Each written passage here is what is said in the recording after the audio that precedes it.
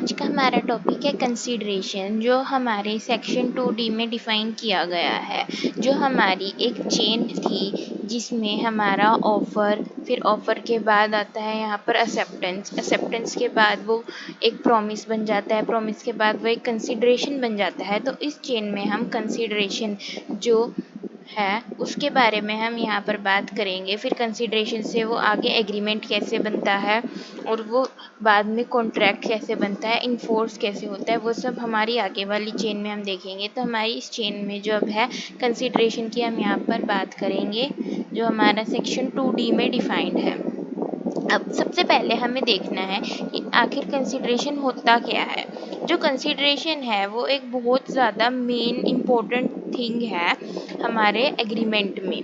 Consideration नहीं होगी तो हमारा एग्रीमेंट भी वैलिड नहीं होगा, वो वॉइड हो जाएगा, जिसकी वैल्यू हो जाएगी 0।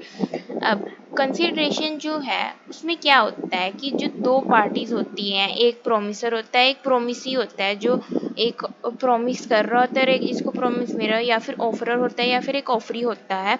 ये जो दोनों पार्टीज होती हैं, ये दोनों पार्टीज के बीच में कुछ लेन देन होती है।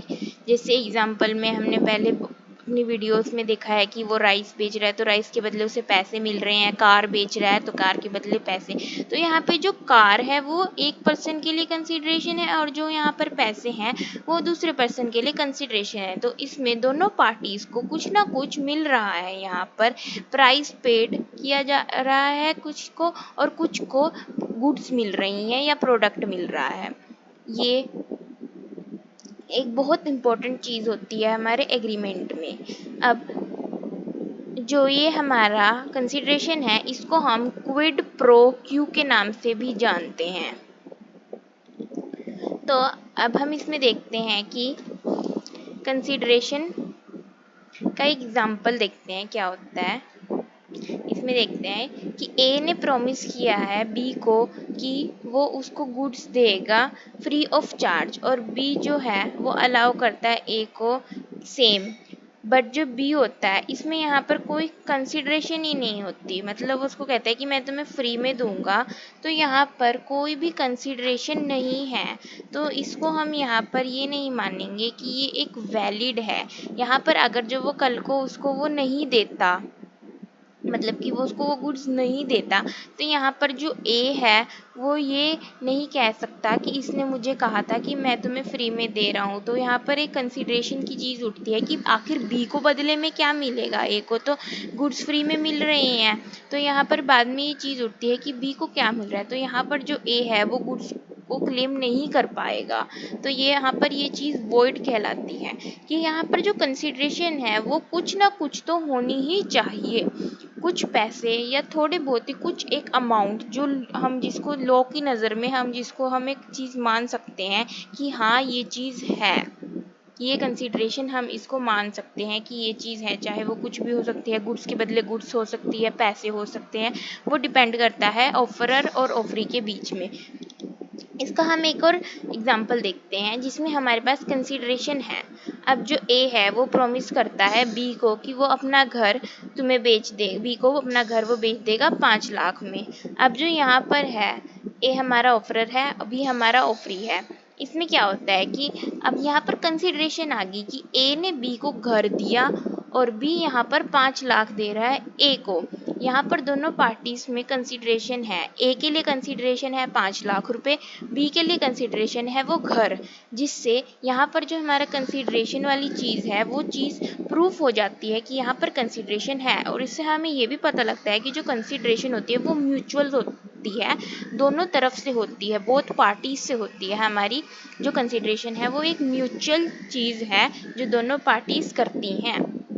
अब नेक्स्ट चीज़ हम इसमें देखते हैं कंसीडरेशन में, ग्रेटिजियस प्रॉमिस। अब ग्रेटिजियस प्रॉमिस क्या होता है कि मतलब फ्री ऑफ कॉस्ट, फ्री में देना, या फिर बदले में ये सोचना कि बदले में हमें कुछ ना मिले, without expecting anything in return, हमें कुछ ना मिले, मतलब एक तरीके से कि सिर्फ एक ही पार्टी यहाँ पर कर रही है। तो अब इसमें यहाँ पे ये कहते हैं कि ये एनफोर्स हो सकती है इसमें जैसे हमने पुराना एग्जाम्पल भी देखा था, ए था जो जो फ्री में गुड्स ले रहा था, बी से बी भी मान जाता है, पर यहाँ पर वो इन्फोर्स नहीं कर पा रहा उसको, क्योंकि यहाँ पर कंसिडरेशन ही नहीं है, जो कि एक मेन चीज़ है। यहाँ पर एब्सेंस ऑफ कंसिडरेशन है, जिस वजह से जो हमारा यहाँ पर ये ग्रेटिजियस प्रॉमिस वाली चीज़ है, इसको हम इन्फोर्स नहीं कर सकते। अगर ए ने कह दिया कि मैं तुम्हारे ये फ्री में, बी ने भी कह दिया हाँ तुम फ्री में ले जाओ, पर बाद में अगर कल को वो ये चीज़ नहीं करते, तो यहाँ पर ए इस चीज़ को एनफोर्स नहीं करवा सकता, क्योंकि यहाँ पर कंसिडरेशन ही नहीं है। यहाँ पर जो हमारा कोर्ट है वो ये पूछेगा कि आखिर बी को क्या मिल रहा है, बी को क्यों देगा तुम्हें। अगर जो वो कल को रिजेक्ट कर दे बी कि मैं तुम्हें ये चीज़ नहीं दूंगा, तो यहाँ पर हम बोल सकते हैं कि जो ग्रेटिजियस प्रॉमिस है वो एनफोर्स नहीं होते, क्योंकि मेन रीज़न यहाँ पर यही है क्योंकि इसमें एब्सेंस ऑफ कंसिडरेशन है। अब हम देखते हैं हमारी लीगल रिक्वायरमेंट्स क्या है कंसिडरेशन के लिए। अब फर्स्ट है move at desire of the promisor. जो कंसिडरेशन यहाँ पर दी गई है वो जो प्रोमिसर है उसने दी हो। अब इसमें हम कह सकते हैं जो पार्टीज, दो पार्टीज कॉन्ट्रैक्ट बनाती हैं, एग्रीमेंट बनाती हैं, उनके बीच की जो चीज़ें होती हैं वो एक पार्टी दूसरी पार्टी के लिए लाइबल होगी, दूसरी पार्टी यहाँ पर उसके लिए लाइबल होगी। यहाँ पर जो थर्ड पार्टी आती है कोई, यहाँ पर उसका कोई रोल नहीं है और ना ही वो किसी चीज़ के लिए यहाँ पर लाइबल होगी। तो अब इसमें ना हम एक केस लॉ देखते हैं क्या है। दुर्गा प्रसाद वर्सेस बलदेव 1880 का केस लॉ है। इस केस लॉ में 3 पार्टीज होती हैं, एक शॉपकीपर, एक कलेक्टर, एक कॉन्ट्रैक्टर। अब जो कलेक्टर और कॉन्ट्रैक्टर हैं उन्होंने ना एक कॉन्ट्रैक्ट किया होता है कि मार्केट बनाने का, कि कलेक्टर ने यहाँ पे कॉन्ट्रैक्टर से कहा है कि तुम यहाँ पर मार्केट बनाना, मैं तुम्हें इसके बदले में तुम्हारी पेमेंट कर दूंगा। अब जो होता है वो कहता है कि ठीक है, मैं कॉन्ट्रैक्टर जो होता है वो बना देता है। उसके बाद कहता है कि जो हमारा यहाँ पर शॉपकीपर होता है वो कहता है कि मैं भी तुम्हें यहाँ पर पैसे दूंगा। उस कॉन्ट्रैक्टर को कहता है कि यहाँ पर मैं भी तुम्हें पैसे दूंगा। उसको उसके कलेक्टर से ना यहाँ पर पैसे नहीं मिलते। अब उसमें ना जो वहाँ पर शॉपकीपर होता है वहाँ पे वो कहता है कि मैं तुम्हें इसके बदले में पैसे दे दूंगा। तो वो पैसे यहाँ पर कहता है कि मैं दूंगा, पर ना वो बाद में देता नहीं है। यहाँ पर जो कॉन्ट्रैक्टर होता है ना उसने ना वो यहाँ पर उसने कॉन्ट्रैक्टर ने ना स्यू किया है शॉपकीपर को कि इसने मुझे कहा था कि तुम मुझे पैसे दोगे, फिर ये मुझे कहता है कि भी मैं नहीं तुम्हें यहाँ पर पैसे दे रहा। तो यहाँ पर जो कोर्ट होती है वो कहता है कि यहाँ पर तो तुम्हारा कोई एग्रीमेंट ही नहीं था कि तुम उसको कैसे कह सकते हो कि उसने तुम्हें पैसे देने हैं या नहीं देने। तुम्हारा एग्रीमेंट तो कलेक्टर के साथ था, तुम कलेक्टर के ऊपर केस करो, तुम इसके ऊपर क्यों कर रहे हो। इसके साथ तो तुम्हारा कोई यहाँ पर एग्रीमेंट ही नहीं था, क्योंकि यहाँ पर जो शॉपकीपर थी वो एक थर्ड पार्टी थी जिसका कोई एग्रीमेंट भी नहीं था उस कॉन्ट्रैक्टर के साथ। तो उसने यहाँ पर उसको स्यू कर दिया कि इसने मुझे कहा था मैं पैसे दूंगा, पर वो दे नहीं रहा था। तो इसमें कहा जाता है कि शॉपकीपर यहाँ पर लाइबल ही नहीं है, क्योंकि वो एक थर्ड पार्टी थी यहाँ पर। और जो यहाँ पर हमारा जो कॉन्ट्रैक्ट बना था वो किसके बीच में बना था, कॉन्ट्रैक्टर और कलेक्टर के बीच में। तो यहाँ पर शॉपकीपर लाइबल नहीं होता, क्योंकि उनके बीच में कोई एग्रीमेंट ही नहीं था। नेक्स्ट है हमारा consideration can flow from promisee और एनी अदर पर्सन। अब जो हमारी कंसिडरेशन है वो प्रोमिसी, जो हमारा प्रॉमिस मतलब जिनके बीच में एक प्रोमिसर होता है एक प्रोमिस होता है उसको मिल सकती है, या फिर किसी एनी अदर पर्सन के लिए वहाँ पर कंसिडरेशन का बेनिफिट होता है। इसको हम और डिटेल में समझते हैं कि एक कॉन्ट्रैक्ट बनाया जाता है दो पार्टीज के बीच में, वो बेनिफिट करती है या तो प्रोमिसी को या किसी थर्ड पर्सन के लिए वो कॉन्ट्रैक्ट बनाया जाता है जिससे उसे बेनिफिट हो। अब इसमें हमारा केस लो है, काफ़ी फेमस है ये, चिनैया वर्सेस रमैया। इसमें क्या होता है कि एक ओल्ड लेडी होती है, उसने ना अपने घर का कुछ हिस्सा अपनी सिस्टर को दे रखा होता है एज अ गिफ्ट। नहीं, एज अ गिफ्ट नहीं, एज अ गिफ्ट तो वो अपनी डॉटर को देती है, अपनी सिस्टर को, मतलब वो रियल सिस्टर होती है लेडी और लेडी की सिस्टर, वो कुछ हिस्सा उसके अपने घर का वो अपनी सिस्टर को देती है, और जो वो लेडी के हिस्से में जो घर है वो अपनी बेटी को एज अ गिफ्ट देती है, और उसको कहती है कि तुम यहाँ पर जो है उसको कुछ एन्युटी, उसको कुछ ना पैसे देती रहना, हर महीने 2000 रुपये तुम उसको यहाँ पर देती रहना। पर जो वो चीज़ है, वो जो ओल्ड लेडी, उस लड़की की मॉम ने उसको वो एज अ गिफ्ट दिया था और उससे वो साइन करवाया गया था यहाँ पर एक कॉन्ट्रैक्ट कि वो यहाँ पर उसको एज ए वो 2000 रुपये देगी एज ए एन्युटी, कुछ पेमेंट उसको देगी वो।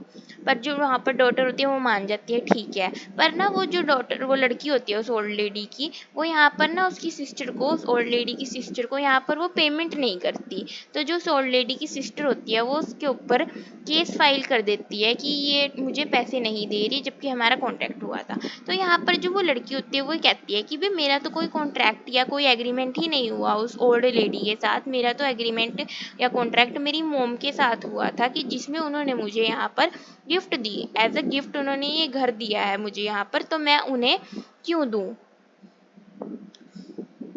मैं उन्हें यहाँ पर क्यों दूँ पैसे, क्योंकि ऐसा हमारा कोई एग्रीमेंट ही नहीं हुआ उनके और उनके बीच में। तो यहाँ पर जो हेल्ड किया जाता है कोर्ट में, केस ही होता है, तो यहाँ पर वो बताया जाता है कि जो कॉन्ट्रैक्ट उसने साइन किया था वो एक सेम कॉन्ट्रैक्ट ही था।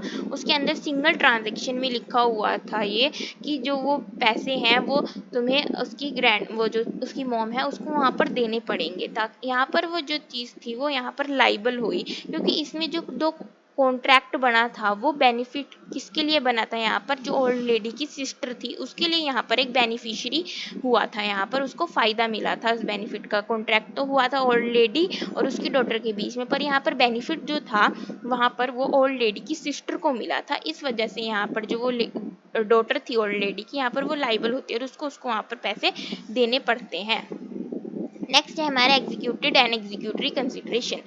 इसमें क्या होता है, एग्जीक्यूटेड और एग्जीक्यूटरी कंसिडरेशन में ये होता है कि जैसे कंसिडरेशन होती है हमारी वो एग्जीक्यूटेड हो जाती है, मतलब जो हमारी पार्टीज होती है ना उसकी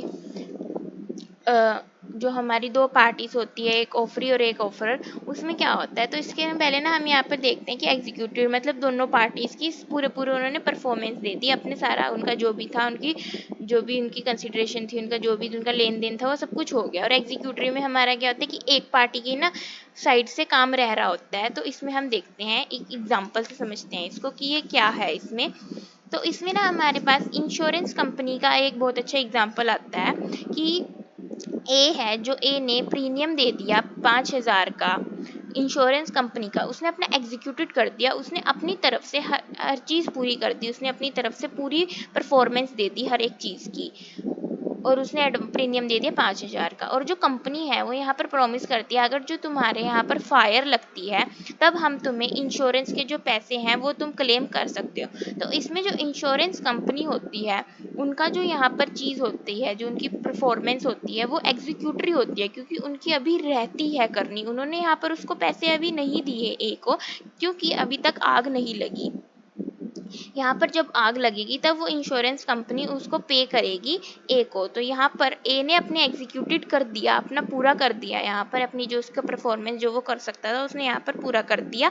और जो हमारा यहाँ पर जो इंश्योरेंस कंपनी थी वो एग्जीक्यूटरी थी, उन्होंने अपनी परफॉर्मेंस पूरी नहीं करी, क्योंकि जब यहाँ पर आग लगेगी इंश्योरेंस कंपनी ने तभी उसी चीज़ का यहाँ पर जो बना था कॉन्ट्रैक्ट बना था, आग लगेगी तभी वो यहाँ पर देंगे।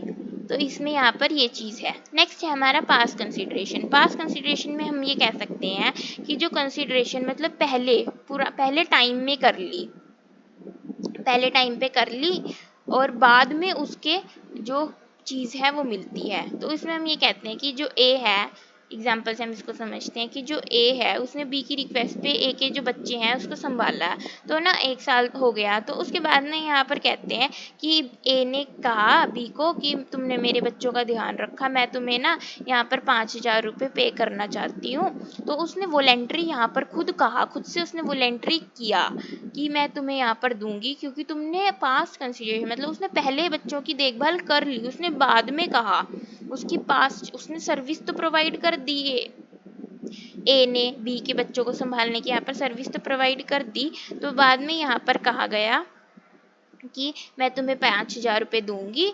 तो ये हमारी पास कंसिडरेशन बनती है, क्योंकि ए की जो सर्विस थी वो ले ली थी, बी ने ए की सर्विस को ले लिया था, उसने यहाँ पर बाद में कहा कि मैं तुम्हें 5000 रुपये पे करूंगी, उसने वॉलेंट्री कहा। तो ये हमारी होती है पास कंसिडरेशन। नेक्स्ट है हमारी consideration must be value something. Value something में हमारा जो यहाँ पर है कि जो कंसिडरेशन, जैसे मैंने पहले बात कही थी कि लॉ के नज़रिए में उसकी कुछ वैल्यू होनी चाहिए, कुछ दिखनी चाहिए जिसको हम कंसिडरेशन मान सकते हैं और जो हमारी मीनिंगफुल और लॉफुल और रियल होनी चाहिए बिल्कुल। ये हमारा एक एडिक्वेंसी ऑफ कंसिडरेशन रह गया था बीच में। इसमें एडिक्वेंसी ऑफ कंसिडरेशन में मतलब सफिशेंट होनी चाहिए। ये नहीं है कि तुमने 5 करोड़ का घर ले लिया जिसके बदले में तुम उसको 1 रुपये दे रहे हो। दिस इज नॉट एप्लीकेबल, ये गलत चीज़ है। एडिक्वेंट मतलब सफिशेंट होनी चाहिए। 5 करोड़ का घर 3 करोड़ में या 4 करोड़ में है तब समझ आ रहा है, पर ये नहीं मतलब बनता कि 10 लाख में ले लिया या कुछ भी ले लिया, कुछ भी अपने आप से दे दिया। इसमें एक सफिशिएंट, एक वैलिड अमाउंट होनी चाहिए, उस चीज़ की रीजनेबल होना चाहिए। जो नेक्स्ट है हमारा, मस्ट नॉट बी अनलॉफुल और अपोज टू पब्लिक पॉलिसी। जो हमारी पब्लिक पॉलिसी है उसके खिलाफ नहीं होना चाहिए और अनलॉफुल नहीं होना चाहिए। हमारा यहाँ पर कोई फ्रॉड वाला उसमें कुछ नहीं होना चाहिए और जो हमारा प्रोहिबिटेड बाय लॉ नहीं होना चाहिए यहाँ पर। ये